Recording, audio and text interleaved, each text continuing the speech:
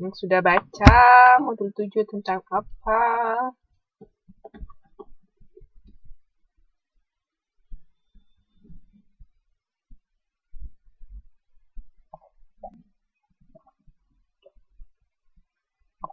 Kualitas jasa. Manajemen kualitas jasa. Service quality. Masih ingat gak? 5 service quality atau dimensi kualitas jasa apa aja? Baca judulnya. Yuk. 5 dimensi kualitas jasa apa aja? Bahasa Inggris sama bahasa Indonesianya. Nggak bisa dengar saya, tah? Halo? Halo? Baik, Kak. Mbak mati itu. Mbak-mbak yang baru datang bilang ya. Nanti saya nggak tahu kalau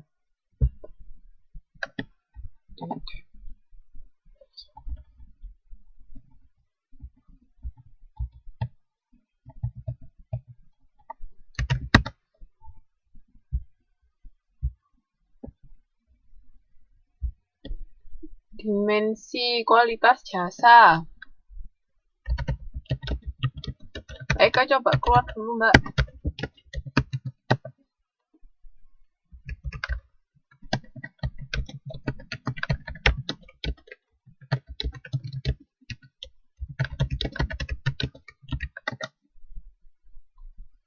Yang lain, ayo dimensi kualitas jasa. Apa aja?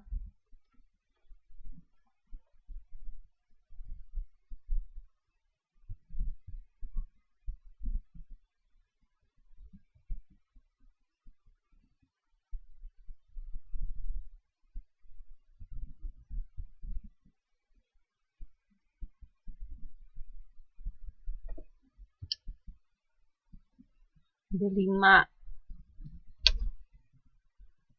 Apa aja, Mbak? Mbak Sini tadi jawab empati. Empati toh.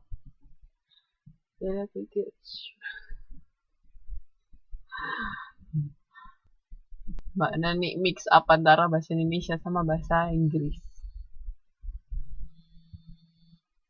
Empatinya kalau bahasa Inggris gimana yuk? Mbak Nani.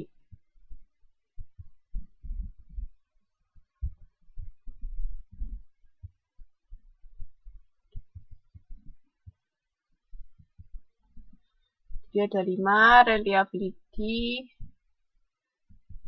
Itu empati itu bahasa Indonesia. Kalau empati bahasa Inggris bukan begitu.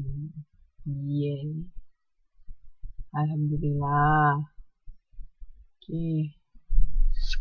Kalau yang kualitas jasa yang meyakinkan konsumen kalau karyawan kita itu memiliki pengetahuan yang cukup, atau yang mana yuk?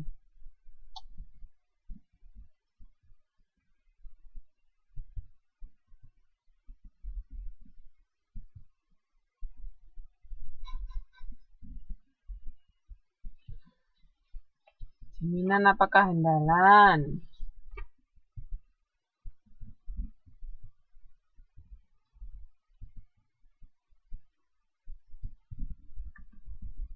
Kehandalan apa jaminan?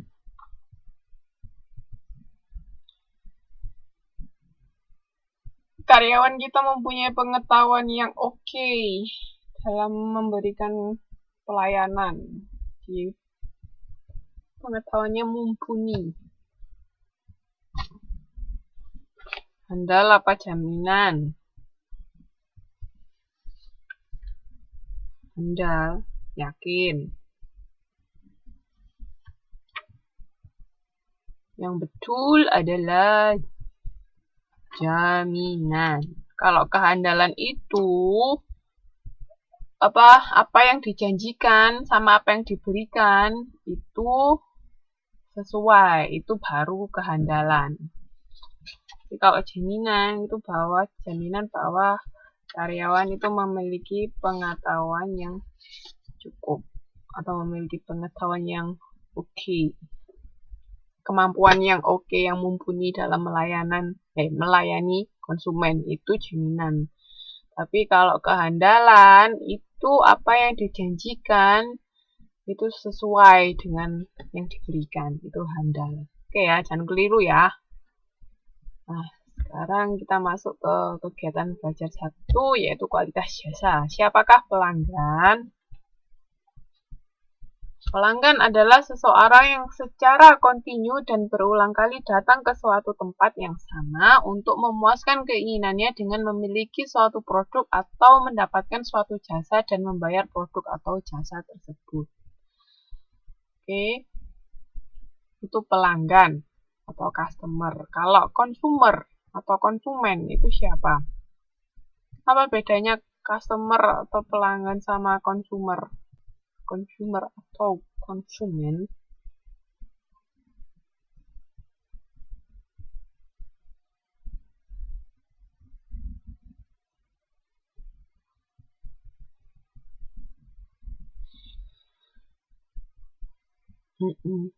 itu yang memakai produk atau mengkonsumsi.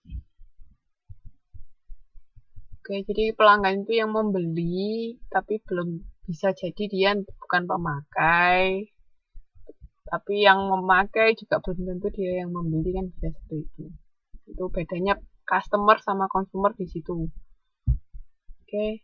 Nah, terus customer delivered value. Jadi besarnya selisih nilai yang diberikan oleh pelanggan terhadap produk atau jasa perusahaan yang ditawarkan kepadanya dengan biaya yang harus dikeluarkan oleh pelanggan tersebut.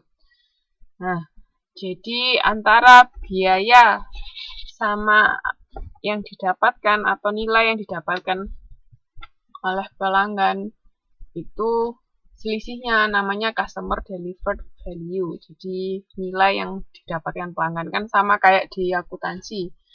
Pendapatan sama beban, kalau lebih banyak pendapatan itu kan berarti laba. Tapi kalau bebannya lebih banyak berarti kan rugi ya. Hampir sama ini konsepnya. Ketika biaya yang kita keluarkan tidak sepadan sama apa yang kita dapatkan, kan kita rugi. Dinilai yang kita dapatkan nggak sebanyak apa yang kita keluarkan. Nah, untuk customer delivered value ini selisih antara itu tadi. Nah, kalau terus atau ini bisa dari nilai lebih, value added-nya. Jadi kan kita kan mendapatkan nilai-nilai atau kayak misalnya kualitas jasa itu kan termasuk nilai. Nah, itu customer delivered value yang kita dapatkan. Pokoknya selama yang kita keluarkan itu lebih sedikit atau yang kita keluarkan itu nilainya nggak sebanyak apa yang kita dapatkan. Jadi kita mendapatkan lebih banyak, itu berarti yang kita untung. Tapi kalau enggak, berarti kita rugi. Nah, kalau kualitas jasa itu sejauh mana produk atau jasa memenuhi spesifikasinya. Jadi kayak apa yang dijanjikan atau yang diharapkan itu bisa terpenuhi. Itu kualitas.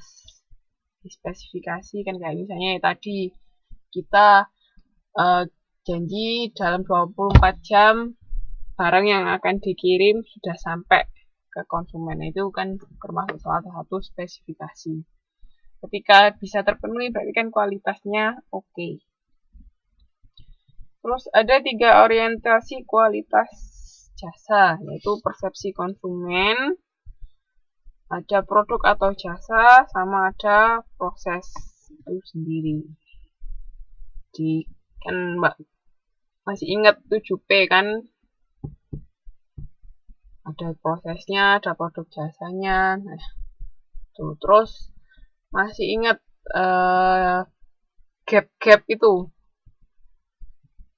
Gap antara ada 5 gap yang dari antara pemikiran manajemen sama apa yang dimiliki, kesenjangan itu juga. Terus kan ada salah satu gap yaitu antara persepsi konsumen sama harapan konsumen. Itu kan itu yang kita pelajarin kemarin awal-awal waktu kita bahas juga tentang kualitas jasa ya kan. selama